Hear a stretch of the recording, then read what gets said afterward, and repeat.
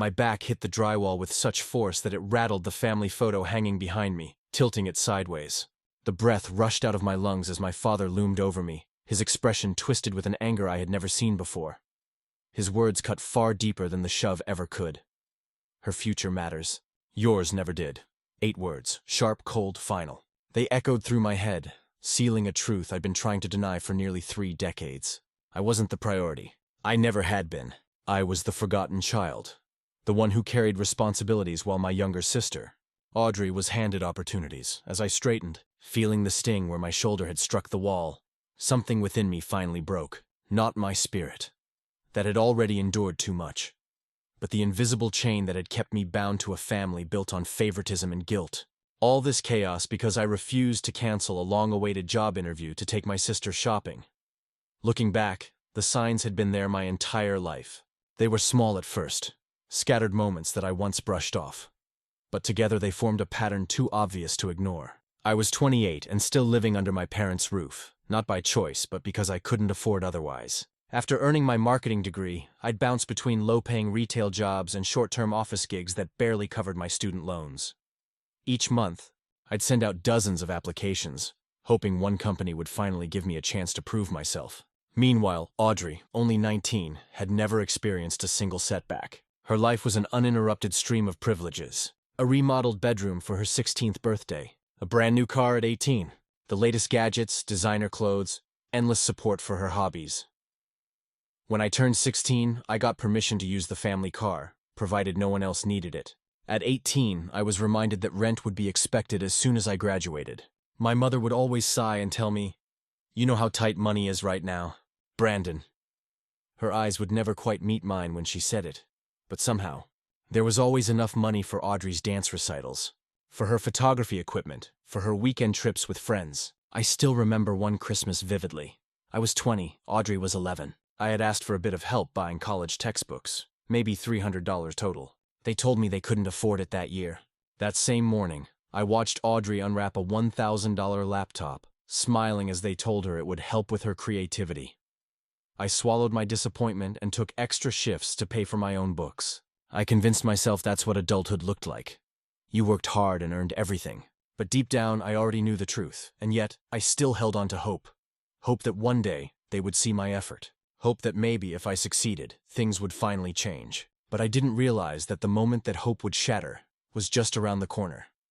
At 28, I had learned to survive on persistence and scraps of optimism. Each rejection email chipped away at my confidence, but I refused to let despair take root. Then, one ordinary Tuesday evening, my persistence finally paid off. After another long shift at the hardware store, I came home, opened my laptop, and saw the subject line that would change everything. Interview invitation, Westfield Marketing Group. My hands shook as I opened the email. They wanted me to come in for an interview for the junior marketing strategist position. The salary was decent, but the real prize was the company's reputation. They promoted from within, offering genuine career growth. It wasn't just a job. It was a doorway out of stagnation. I confirmed the interview immediately, my heart racing with excitement. That night, I ironed my only suit, polished my shoes until they gleamed, and rehearsed every possible question I could think of. For the first time in months, I felt hope returning. Not the fragile kind that fades at the first sign of trouble, but the kind that feels like a pulse under your skin. Yet that same night, as I passed the kitchen on my way to grab a glass of water, I overheard my parents whispering. I wasn't trying to listen, but their voices carried easily down the hallway. "Audrey needs another $1,200 for this semester," my father said, his tone tired but firm. "Didn't the college fund cover it?" my mother asked quietly. "It did, but there were extra fees. We'll have to pull from savings again." I froze mid-step. College fund? My parents had always claimed they couldn't afford to help either of us with school. I had spent years working nights, drowning in student debt, believing that there simply wasn't any money. My chest tightened as realization hit. There had been money, just not for me. I stood there for a long moment, numb. Every sleepless night, every skipped meal, every unpaid bill had been my burden alone. Not because they couldn't help, but because they wouldn't. I returned to my room without a sound. I lay awake until dawn. The excitement about my interview twisted together with a bitterness I could no longer ignore. The truth had been hiding in plain sight all along. They had chosen their favorite, and it wasn't me. When morning came, I dressed carefully. The mirror reflected someone determined to escape, someone done living small for the comfort of others. I went downstairs, my suit freshly pressed, my heart pounding with equal parts fear and resolve. Audrey sat at the kitchen table, scrolling through her phone as she munched cereal, barely acknowledging my presence. I poured myself coffee, forcing calm. "Morning," I said. She didn't look up. "Morning." I toasted a bagel, mentally reviewing my talking points for the interview. This could be the moment that turned everything around. Then Audrey broke the silence. "Can you drive me to the mall at 10? There's a sale at Urban Fashion. I need to be there when it opens." My stomach sank. "I can't, Audrey. My interview's at 11. I have to leave by 10:30. She rolled her eyes. "It'll only take a few minutes. Just drop me off and come back. You'll still make it." I set down my coffee slowly, realizing what was happening. Again. "No," I said, steady but firm. "This interview matters." Her expression darkened instantly. "It's just a boring office job. You can reschedule." But I couldn't. Not this time. Not again. Audrey stormed out of the kitchen, her footsteps pounding up the stairs like thunder. I sighed, already knowing what would come next. The inevitable lecture. Right on cue, my mother appeared in the doorway, arms folded, wearing that familiar look of disappointed authority. "Brandon, why can't you just help your sister? Family should come first." I clenched my jaw, keeping my tone steady. "Mom, this isn't just another shift at the store. It's a career opportunity. I've been applying for nearly a year. This interview could change everything." She waved her hand dismissively. "But you already have a job. The one at the hardware place." "That's part-time, Mom," I said, fighting to stay calm. "It barely covers my student loans. This job could actually build a future." "You could at least offer to pick her up after your interview," she said, her tone soft but sharp underneath. "I don't know how long it'll take," I replied. "It could be an hour, it could be 3. I can't risk being late." Her frown deepened. "You know how important Audrey's social media career is. Every post counts." I stared at her in disbelief. "So her photos are more important than my future?" Her lips thinned. "Don't take that tone with me, Brandon. We've done so much for you." Those words hit differently now. The night before, I might have swallowed them and apologized. But after what I'd overheard, they sounded hollow. Rehearsed. I stood up, my patience unraveling. "I'm sorry, Mom, but I'm not missing this interview. Audrey can find another way to get there." Before she could respond, I heard the front door open. My father's heavy footsteps echoed through the hall. He wasn't supposed to be home. My stomach tightened. Within seconds, he appeared in the doorway, eyes narrowed. "Your mother tells me you're refusing to help your sister." I straightened my tie, forcing myself to stay composed. "I have a job interview, Dad. It's important." "And your sister has plans too," he said, his tone dangerously low. "Going shopping isn't the same as building a career," I replied carefully. His eyes flashed with anger. "There you go again, acting like you're better than everyone else with your fancy degree. When are you going to accept that life doesn't always go your way?" I swallowed hard. "Maybe it hasn't gone my way because I never had a fair chance," he scoffed. "What's that supposed to mean?" "You know exactly what it means," I said, my voice trembling only slightly. "I worked full-time during college while Audrey had everything paid for. I asked for help and got excuses. You told me there was no money, but there was, wasn't there?" For the briefest moment, his eyes darted away. That tiny flicker told me everything. "Don't you dare accuse us," he snapped, stepping closer. "Then prove me wrong," I challenged quietly. "Explain the college fund I wasn't supposed to know about." His expression hardened. "You were eavesdropping?" "I overheard you," I said evenly. "There's a difference, and you're not denying it."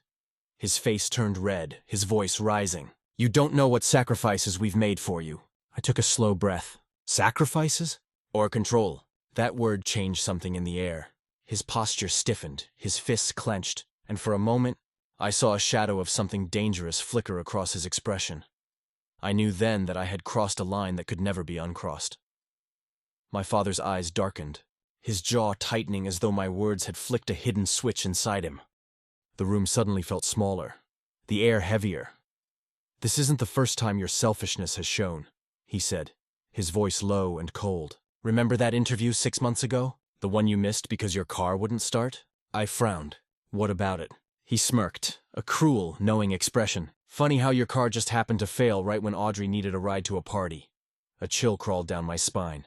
"What are you saying?" He leaned closer, his tone almost casual. "I pulled a fuse. Nothing major. Easy fix once Audrey got where she needed to go." For a second, I couldn't breathe. The room seemed to tilt, my pulse thudding in my ears. "You sabotaged my car," I whispered. You actually kept me from a job interview. For her, family comes first, he said simply, as though that justified everything. You'd do well to remember that. Something inside me snapped. Years of swallowed resentment and invisible bruises rose like a wave. Family? I said quietly. That's what you call this? You've spent my whole life reminding me I don't matter as much as her. Watch your mouth, boy, he growled. Or what? I shot back before I could stop myself. You'll throw me out? You'll cut me off from the financial help I never got anyway? His eyes burned with fury. You ungrateful little— I'm not ungrateful, I interrupted, my voice shaking but steady. I've just finally stopped pretending this is normal. The silence that followed was electric, sharp, trembling, dangerous, and then he moved. He lunged forward, grabbing the lapels of my freshly pressed suit and slamming me against the bedroom wall. My shoulder struck the plaster, rattling the picture frames. A sharp pain shot through my back. For a heartbeat I froze, not from fear, but from disbelief. My father had never hit me before, not once. His face was inches from mine, veins bulging, breath hot with coffee and rage. Her future matters. Yours never did, he spat, each word laced with venom. Behind him, I saw movement. My mother in the doorway, her hand over her mouth. She didn't step in, and just behind her stood Audrey, wide-eyed, shocked or maybe satisfied. I couldn't tell. The world seemed to go silent, time stretching thin. I could hear the hum of the ceiling fan, the creak of the floor beneath us. In that stillness, something inside me hardened. This was the truth made visible. Every cruel dismissal, every hidden favor, every unspoken rule that kept me beneath them. It all lived in this one moment. I shoved his hands away, straightening my suit with trembling fingers. Don't ever touch me again, I said, my voice flat, final. My mother finally spoke. Brandon, your father didn't mean it. You know how he gets when he's upset. I looked at her, and for the first time, I didn't feel guilt, only clarity. No, Mom, I said. He meant every word.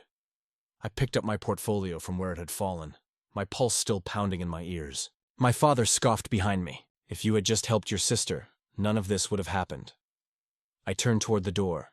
You're right, I said quietly. I should have seen the truth years ago. And this time, I didn't stop walking. I walked down the stairs without looking back, my mother's frantic voice echoing behind me. She was no longer pleading for peace. She was worried about appearances. What would the neighbors think if they saw me leaving like this? I didn't care anymore. Outside, the morning light hit my face, cool and clean. I sat in my car, gripping the steering wheel as my pulse began to slow. My reflection in the rearview mirror looked foreign. Eyes red, hair disheveled, a faint mark already forming on my cheek where I'd hit the wall. I took a deep breath, forcing myself to steady. I had 20 minutes to pull myself together before my interview. I drove to a gas station a few blocks away, parked, and went into the restroom. Under the harsh fluorescent light, the bruise looked darker. I tried covering it with water and tissue, but there was no hiding it completely. For a moment I thought about canceling. Then I remembered his words. Her future matters. Yours never did. No, not today. I wasn't going to let the man who broke me decide what came next. By the time I reached the Westfield Marketing Group building, I had rehearsed every possible answer, every reason why I belonged there. The modern glass facade reflected the sky, bright, open, and full of possibility. Inside, I checked in with reception, clutching my portfolio like it was an anchor. My name was called moments later. Brandon Miller? I looked up to see a woman in her 40s walking toward me with a calm smile. I'm Diane Robertson, she said, extending her hand. Senior Marketing Director. Thank you for coming in today. Her handshake was firm, professional. But when she caught sight of the faint mark on my face, her smile faltered. Are you all right? She asked gently. For a heartbeat, I considered lying, saying I tripped or walked into a door. The old reflex to protect my family's image stirred inside me. But then I remembered the wall, the bruise, the silence from my mother's eyes.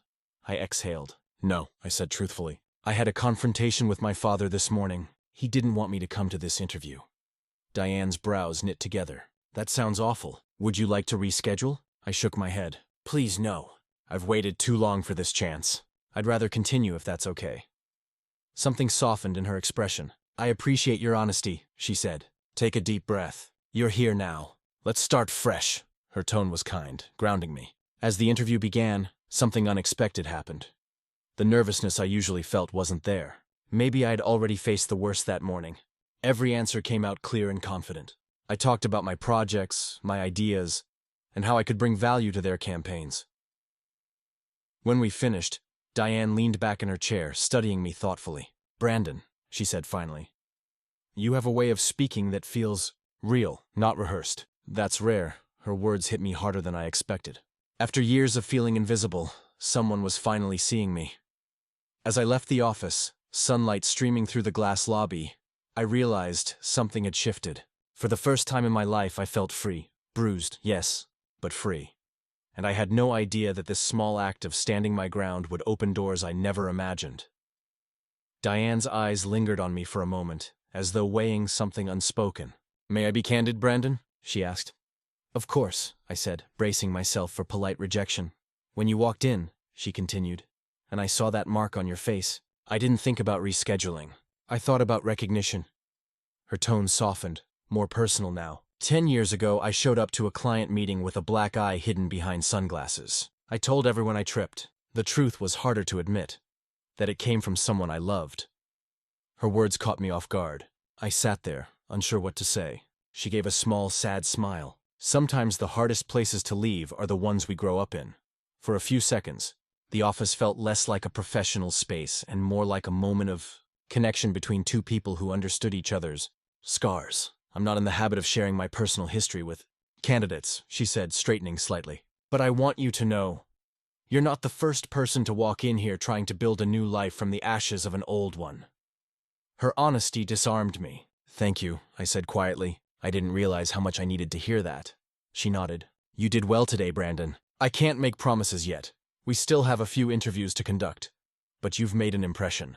A good one." A flicker of hope stirred inside me. "I appreciate the chance," I said, standing to shake her hand. Just as I turned to leave, she hesitated.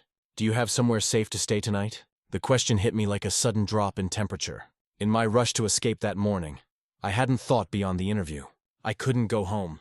Not after what happened. "I'm not sure yet," I admitted. "I'll figure something out. Maybe a motel."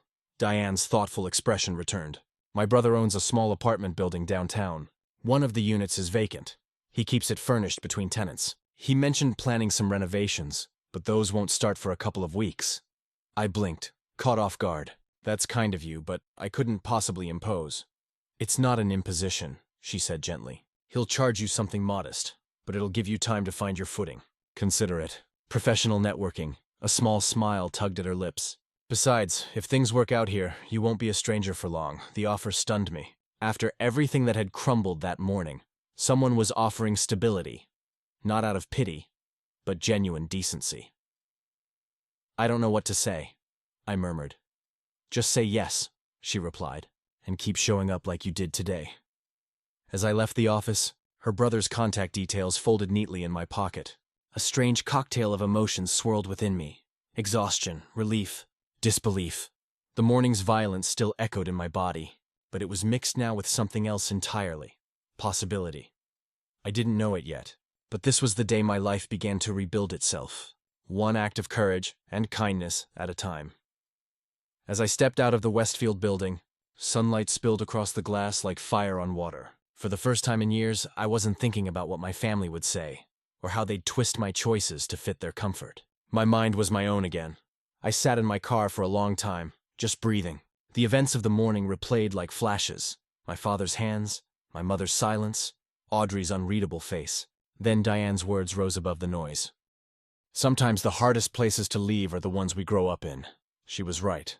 Leaving wasn't failure. It was survival, but I still needed a plan. Going back home wasn't an option, even if my father apologized, which he wouldn't.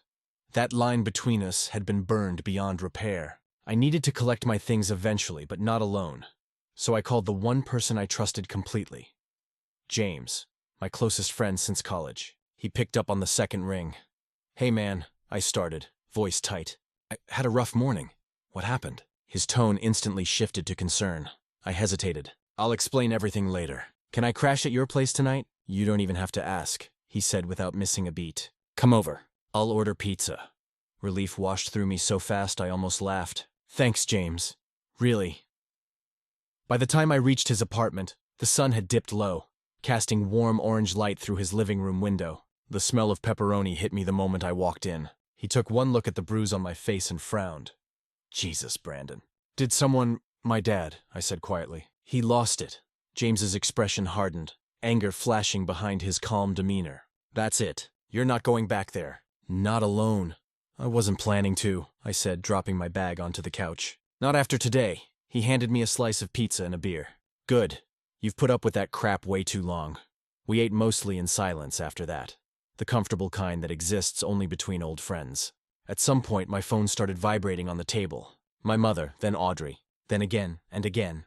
James glanced at the screen. "You gonna answer?" "No," I said, simply hitting mute. He nodded. "Probably for the best." Later, as I lay on his couch staring at the ceiling, exhaustion settled in. My back still ached where I'd hit the wall, but it wasn't just the bruise that throbbed. It was years of holding my breath, of walking on eggshells. Sleep came in fragments, interrupted by flashes of memory. My father's glare, my mother's voice, the sound of glass breaking. Every time I jolted awake, my mind whispered the same truth. "You're safe now." When morning arrived, pale light filtered through the blinds. For the first time in years, I woke up without that familiar pit of dread in my stomach. I made coffee in James's kitchen and stared out the window at a world that suddenly seemed wider than before. The day ahead would be complicated. I still had to face the house one more time, but I wasn't the same person who had left it. This time, I wouldn't go back as their obedient son. I'd go back as someone who finally knew his worth. The next morning, the air felt strangely lighter. James was already awake, scrolling through his phone with a mug of coffee in hand when I came into the living room. "Sleep any?" he asked. "Enough," I said, rubbing the back of my neck. "Today's the hard part." He nodded knowingly. "You sure you want to go back there?" "I have to," I replied. "All my important stuff's still there. Documents, laptop, everything. But I'm not doing it alone." James grabbed his keys. "Then I'm coming with you." It wasn't a suggestion. It was loyalty, pure and simple, the kind you don't find often.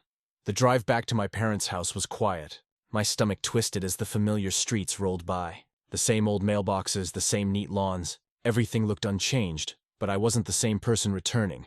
I had texted my mother earlier, letting her know I'd be coming to collect my things. Her replies came in waves. Guilt, denial, accusation. "Your father is sorry. You're overreacting. Please don't tear this family apart." James glanced at the texts as I handed him my phone. "She's already rewriting the story," he muttered. "Yeah," I said softly. "That's what she does best." When we pulled into the driveway, my mother was already at the door, her smile strained and eyes darting nervously toward James. "Brandon," she began, voice trembling between sweetness and reproach. "You didn't need to bring someone. We can handle this privately, as a family." I stepped past her into the hallway. "James is here to help me move my things. That's all." Her composure cracked slightly. "Don't be ridiculous. Where will you even go?" "I've figured something out," I replied, not offering details. "Let's just get this done." She followed me upstairs, her voice dropping into a pleading whisper. "Your father was under a lot of pressure, you know that. He didn't mean to hurt you." I stopped mid-step and turned to her. "He admitted to sabotaging my car 6 months ago." "That wasn't stress, Mom. That was a choice." Her eyes widened, then flicked away. "You must have misunderstood. He'd never—" "I understood perfectly," I said, cutting her off. James joined me in my room, carrying the empty boxes he'd brought. It didn't take long to pack. Years of living like an afterthought had taught me not to accumulate much. A few clothes, my laptop, some books, and a handful of personal memories. As I gathered my papers from the desk, something felt wrong. "Where's my birth certificate?" I muttered, searching the drawers. My mother appeared in the doorway again, voice too quick, too smooth. "Those are in the filing cabinet, your father's office." "It's locked," I said. "He has the key," she replied, already defensive. "Then call him," I said evenly. "Tell him I need my documents." "Brandon, is this really necessary?" she said, forcing a smile. "You're acting like you're leaving forever." James shot me a look that said, "Don't engage." He was right. I zipped up my bag and slung it over my shoulder. "If I need replacements, I'll handle it," I said simply. As we walked toward the front door, a car pulled into the driveway, sleek, silver, familiar. Audrey. She stepped out, phone in hand, her expression unreadable as she spotted the boxes. "So you're really leaving?" she asked. "Yes," I said. "For good this time." Audrey stood by her car, arms folded, pretending indifference. The sunlight glinted off her phone screen, though she wasn't really looking at it. "So," she said, voice casual but tight, "you're leaving just because Dad lost his temper once?" I closed the trunk of James's car, the weight of my packed boxes settling heavier than they should have. "I'm leaving because it wasn't the first time he disrespected me," I said calmly. It's just the first time he showed it out loud, she scoffed. You're overreacting. He didn't mean to push you. I met her gaze. That same confident, dismissive look she'd inherited from him. He meant every word he said, Audrey. You heard him. So did Mom. Something flickered across her face, but she brushed it away. He was angry. You know how Dad gets? That's exactly the problem, I replied. Everyone knows how he gets, and everyone makes excuses for it. James shifted nearby, keeping silent but watchful. I could tell he was ready to step in if things escalated. Audrey crossed her arms tighter. You really think walking out fixes anything? You're just making things worse. Mom's been crying all morning. Mom cries when she's caught, I said quietly. Not when she's wrong. That made her flinch, a tiny crack in her composure. I softened my voice, not to comfort her, but to make her hear me. This isn't about yesterday, Audrey. It's about 28 years of being treated like my life mattered less than yours. Her mouth opened, then closed again. For once, she didn't have a snappy comeback. When was the last time anyone here put my needs first? I continued. When was the last time anyone asked what I wanted? Without comparing it to you? She looked away, her tone losing some of its sharpness. That's not fair, isn't it? I asked. You got a car at 18. I got told to start paying rent. You got a college fund. I got debt. You got support. I got told to build character. Her jaw tightened, but the defiance was fading. I didn't ask for any of that, she said quietly. I know, I replied. And this isn't your fault. But pretending not to see it, that is. For the first time, she looked uncertain. Her usual confidence replaced by something that almost looked like guilt. The silence stretched between us. Heavy but necessary, finally I broke it. I hope one day you understand what all of this cost. Because it didn't just hurt me, Audrey. It broke this family. And you were standing in the middle the whole time. She stared at me, blinking rapidly. So what now? Now I leave, I said, walking toward the passenger side. You get to keep the house, the comfort, the spotlight. For now. I'll take the peace that comes with walking away. She hesitated, voice softer now. You're not coming back, are you? I shook my head. Not until I have something worth coming back for. And that won't be this house. As I opened the car door, she took a small step forward, almost reaching out but stopping herself. Brandon, she started, but whatever words followed died on her lips. I closed the door gently. Take care of yourself, Audrey. And as James started the engine, I saw her reflection in the side mirror, standing there in the driveway, no longer sure which side of the story she belonged to. The drive away from my parents' house felt longer than it should have. Each passing street felt like a page turning. The final chapter of a story I never wanted to live again. James didn't say much, and he didn't have to. The quiet hum of the road said everything.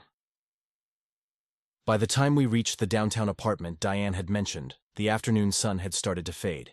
The building was old but well kept, a sturdy red brick structure with ivy climbing the sides. It wasn't fancy, but it looked honest.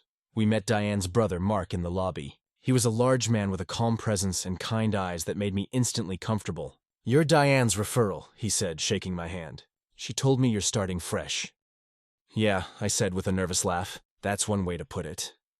He led me up to the second floor, down a narrow hallway that smelled faintly of wood polish and paint. The apartment was small. One bedroom, a kitchenette, and a view of the city through a single wide window. But to me, it looked like freedom. You can stay as long as you need, Mark said. Just keep it tidy and give me a heads up if you need anything. Rent's month to month. No pressure. Thank you, I said sincerely. Really? I don't even know how to repay this kindness, he smiled. You don't need to. Just pay it forward someday. After he left, James helped me unpack the few boxes I'd managed to bring. My entire life fit into one corner of the living room. Clothes, laptop, a stack of books, and a single framed photo from college. When we finished, he tossed me a spare blanket and grinned. It's not much, but it's yours now. No one can take this from you. That night, I sat on the small couch with the city lights flickering beyond the glass. For the first time, I didn't feel trapped. I felt open. My phone buzzed with more missed calls. Mom again, then Audrey. I ignored them all. I wasn't ready to go back to that conversation. Not yet. The next morning, sunlight poured through the blinds, painting golden lines across the floor. I brewed coffee in a cheap kettle I'd picked up from a nearby convenience store and checked my email, expecting nothing. But one subject line froze me in place. Westfield Marketing Group. Interview outcome. My heart jumped. I opened it slowly, afraid the words would disappear if I blinked. Dear Brandon Miller, thank you for meeting with us this week. After reviewing all candidates, we're pleased to offer you the position of Junior Marketing Strategist at Westfield Marketing Group. Welcome aboard. I read it 3 times before it finally sank in. A laugh escaped me. Short, disbelieving, almost shaky. I hadn't just survived. I'd made it. James stumbled out of the bedroom at the sound. "What's going on?" "I got it," I said, holding up the phone. "The job. They hired me." His grin spread instantly. "See? I told you. You just needed one person to see what you're worth." I sank onto the couch, overwhelmed. For years, I had measured my value by their approval, and now, I'd finally earned it on my own. But as I stared at that email, one thought crept in quietly. Unexpected yet certain. They're not going to let me go this easily. 2 days after the job offer, I was still riding the high of disbelief. Every time I said it out loud, "I got the job," it sounded a little more real. I spent the first morning organizing the apartment, folding my few clothes into neat piles, setting up my laptop on the little kitchen table I now called a desk. I even bought a small plant for the window. Something alive, something growing. For the first time in years, I felt like I was building instead of repairing. Westfield's HR team sent over onboarding paperwork and a start date. Monday. I printed out the email and pinned it on the wall, just to remind myself that this was mine. Not given, not borrowed, earned, but peace never lasts long when ghosts still have your number. By Friday afternoon, I noticed the missed calls again. 5 from my mother, 2 from a number I didn't recognize, and 1 from Audrey. I stared at the screen, thumb hovering over block. I didn't owe them anything, but something inside me hesitated. Maybe curiosity, maybe habit. Then came the knock on my door. 3 sharp taps, not the friendly kind. My pulse spiked. Nobody knew this address except James, Diane, and her brother. When I opened the door, my mother stood there, clutching her purse like it was armor. She looked smaller than I remembered. Tired, worn out, eyes lined with guilt and stubborn pride. "Brandon," she breathed out, as if saying my name took effort. "You weren't answering my calls." "I didn't have anything left to say," I replied, my voice calm but distant. She stepped inside uninvited, scanning the apartment. "This is where you've been staying?" "Yes," I said, "and I like it here." Her eyes flicked over the plain furniture, the blank walls, the single plant on the sill. "It's nice," she said, but her tone betrayed judgment.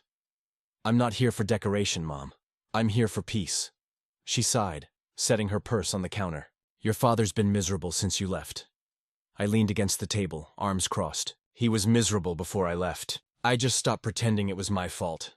"Brandon, please," she said softly. "You know how he is. He doesn't express himself well."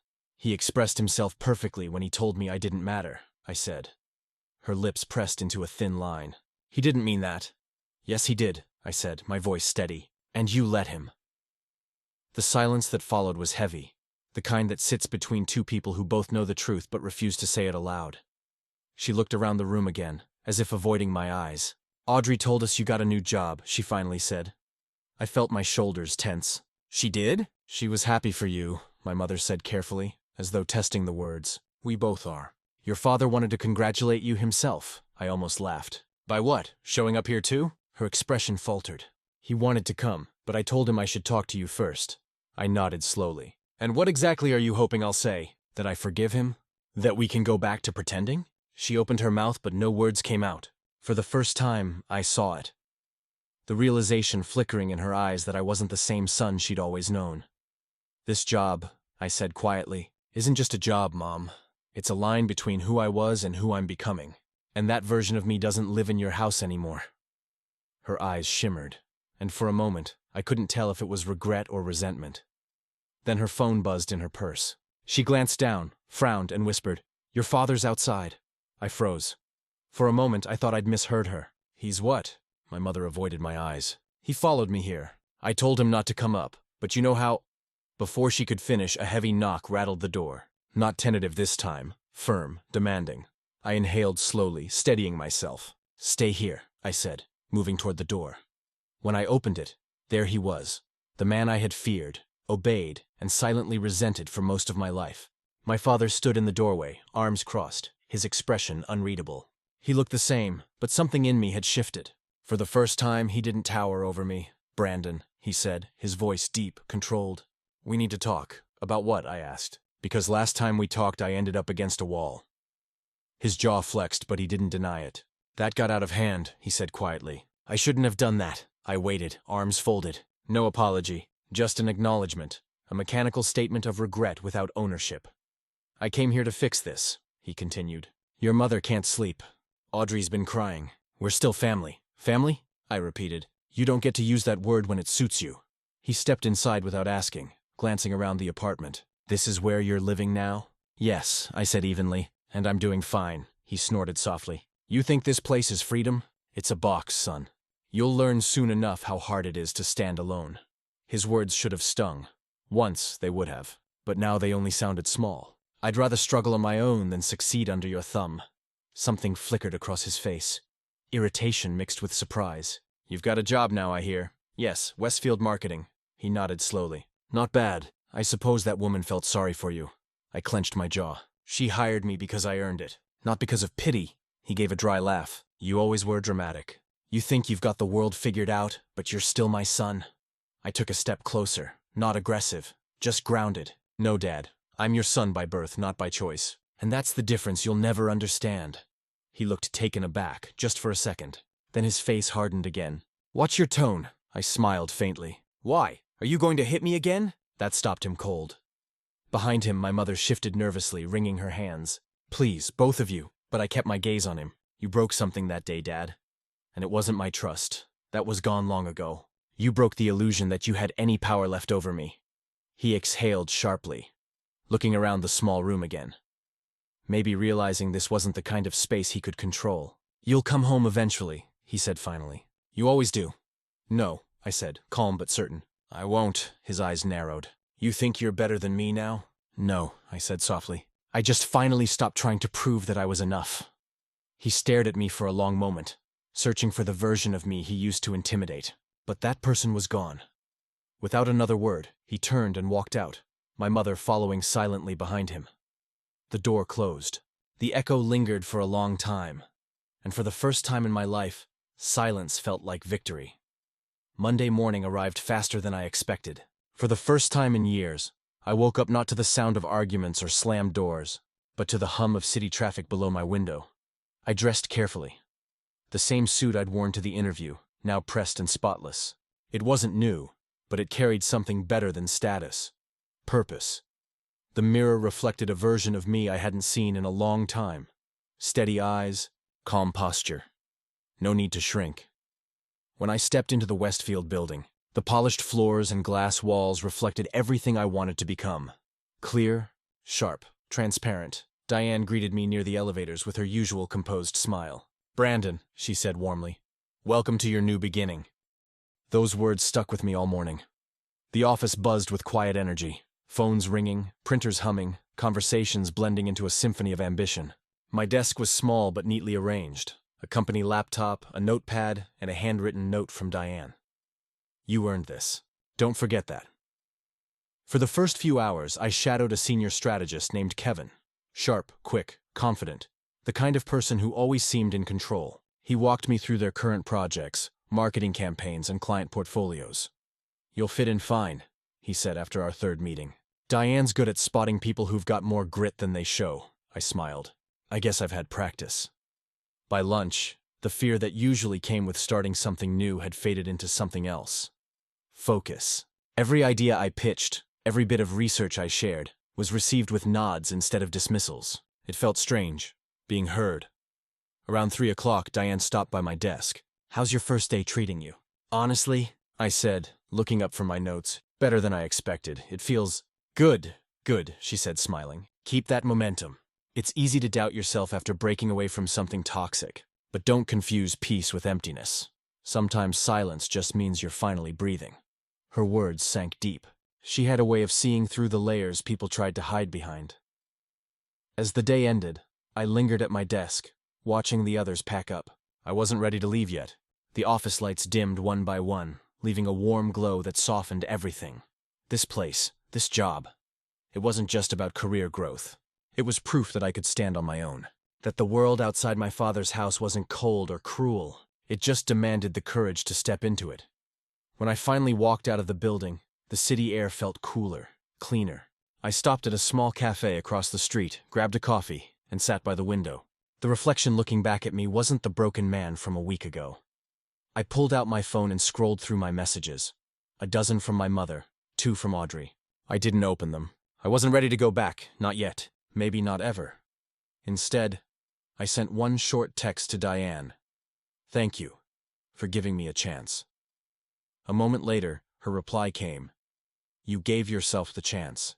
We just held the door open. I set the phone down, smiling faintly. For the first time in my life, the future didn't feel like a burden. It felt like a horizon. A week passed before I finally felt settled into my new rhythm. Each morning began the same way. Coffee steaming on the windowsill, the city humming below, and that quiet moment before the world started moving. It was peace, but not the kind that comes from stillness. It was the peace of belonging somewhere new. Work at Westfield quickly filled my days. I spent hours buried in campaign data, brainstorming sessions, and client briefs. But unlike before, I didn't feel invisible. Every contribution mattered. Every word I spoke carried weight. Diane checked in often, not to supervise, but to make sure I was adjusting. There was something grounding about her presence, like she understood that healing doesn't happen in silence, but in motion. By Friday afternoon, I stayed late to finish a report. The office was nearly empty when I noticed my phone buzzing. A message from an unknown number flashed across the screen. Hey, it's Audrey. I stared at it for a long time before opening it. Mom's not doing great. Dad's pretending everything's fine, but it's not. I think she misses you. We both do. I just wanted to say, I'm sorry. For everything. My throat tightened as I read the words again. It wasn't the kind of apology that erased years of hurt, but it was something real. Small. Fragile. Honest. I didn't reply right away. I sat back, staring out the window as the city lights flickered on.